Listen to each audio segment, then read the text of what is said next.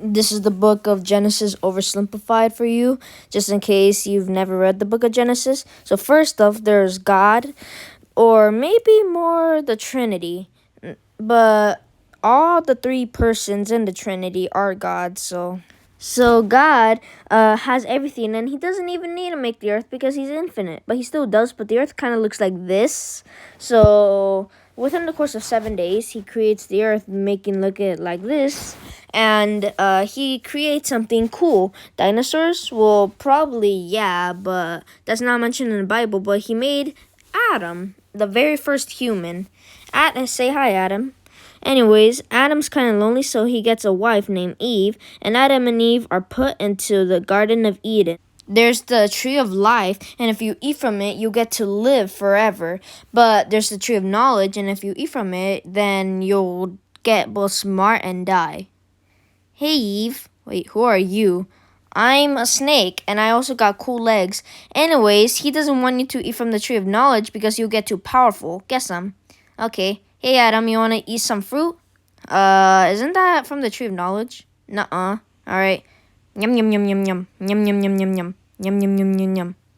Did we just become Albert Einstein? I don't know, but we're kind of naked, so let's cover up our nakedness. Okay, we're covered up. Now we don't gotta be embarrassed. Adam! You ate from the tree of knowledge even though I told you not to?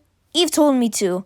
Yeah, but that snake told me to. Oh, that snake. Let me take his legs. No, not my legs. My fresh kicks.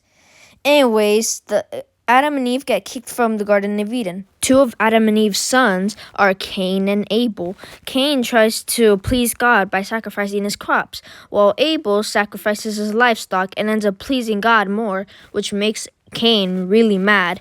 And since there's no anger management, he ends up killing Abel, and God gets really mad, but God just is like, all right, let me just wait just a few more generations and let it sit out.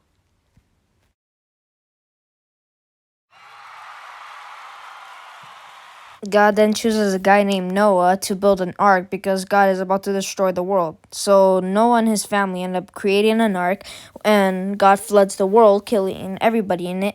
And God ends up making the rainbow the sign of his covenant. Hopefully nobody changes the meaning of this.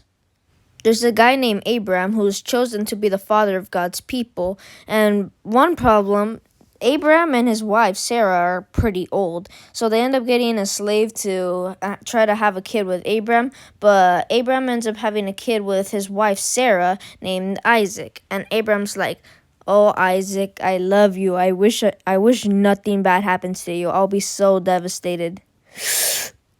I really wish I didn't have to hear that, but listen, hear me out.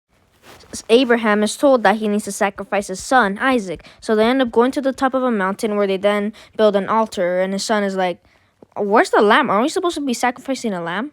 Yeah, about that. Right as Abraham is about to kill his son, God comes out of nowhere and is like, "Yeah, it's just a prank. It's just a prank, bro. It's just a prank. You don't need to sacrifice your son. It's all done."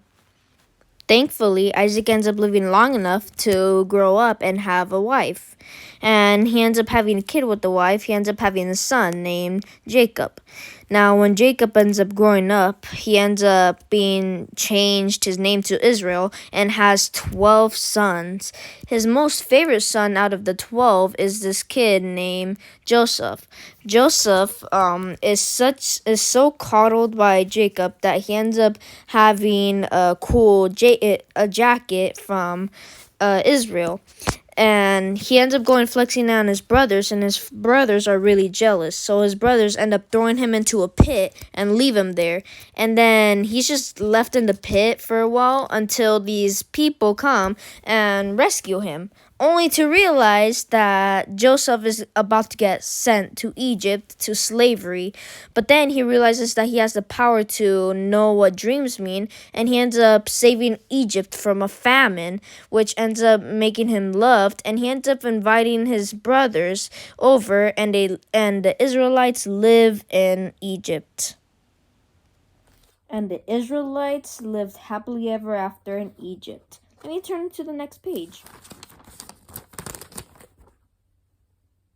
Oh, they became slaves. Oh well.